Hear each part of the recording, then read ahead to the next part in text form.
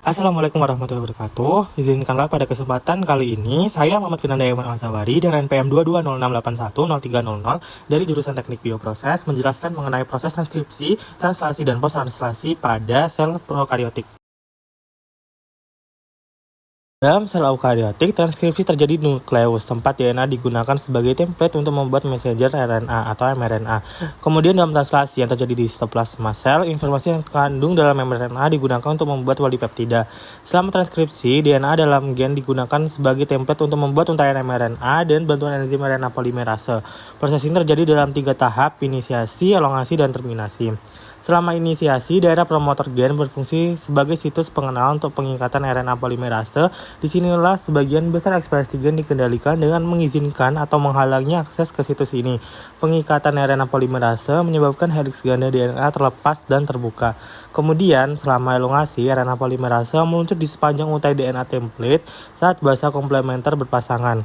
RNA polimerase menghubungkan nukleotida ke ujung 3 aksen dari molekul RNA yang sedang tumbuh. Setelah RNA polimerase mencapai bagian terminator gen, transkrip mRNA selesai dan RNA polimerase, untai DNA dan transkrip mRNA terpisah satu sama lain.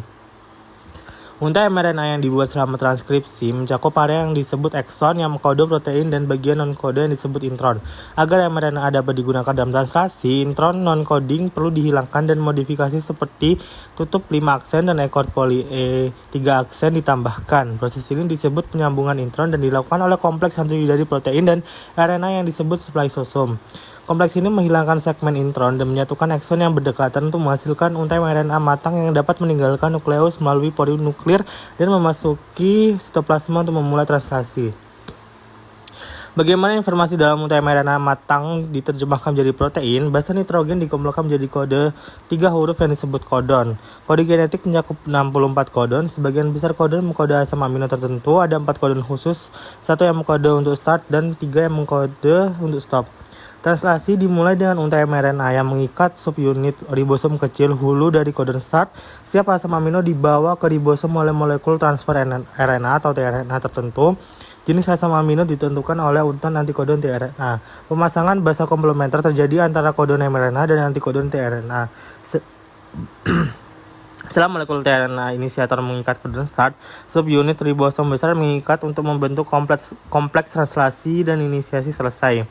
Dalam subunit ribosom besar terdapat 3 daerah berbeda yang disebut situs E, P, dan A. Selama elongasi, asam amino individu dibawa ke untai mRNA melalui pemasangan basa komplementer kodon dan antikodon. Setiap kodon tRNA berhubungan dengan asam amino tertentu.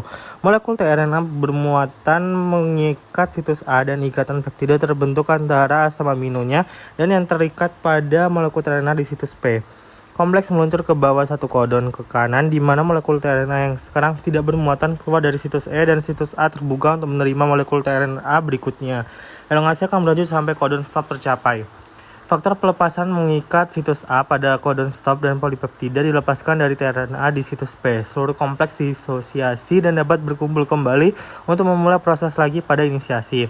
Tujuan translasi adalah menghasilkan polipeptida dengan cepat dan akurat. Setelah disosiasi, polipeptida mungkin perlu dimodifikasi sebelum bisa berfungsi. Modifikasi terjadi di organel yang berbeda untuk protein yang berbeda. Agar enzim pencernaan disekresikan ke dalam lambung atau usus polipeptida diterjemahkan ke dalam retikulum endoplasma, dimodifikasi saat melewati Golgi, kemudian disekresikan menggunakan vesikel melalui membran plasma sel ke dalam lumen saluran pencernaan. Informasi yang diwariskan mengalir dari DNA ke RNA ke protein. 2 tahap utama aliran informasi adalah transkripsi dan translasi.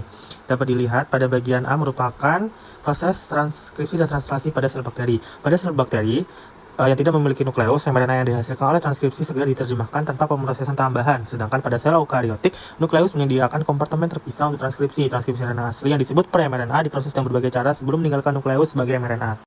Oke, ditampilkan juga seluruh rangkaian proses mulai dari transkripsi, terus ada RNA processing buat sel eukariotik, terus ada translasi dan juga aktivasi asam amino. Yang terakhir adalah proses post-translasi pada prokaryotik. Yang pertama itu ada folding. Proses ini melibatkan pembentukan struktur 3 dimensi protein yang stabil. Proses ini terjadi secara spontan tapi dapat dibantu oleh protein lain seperti chevron.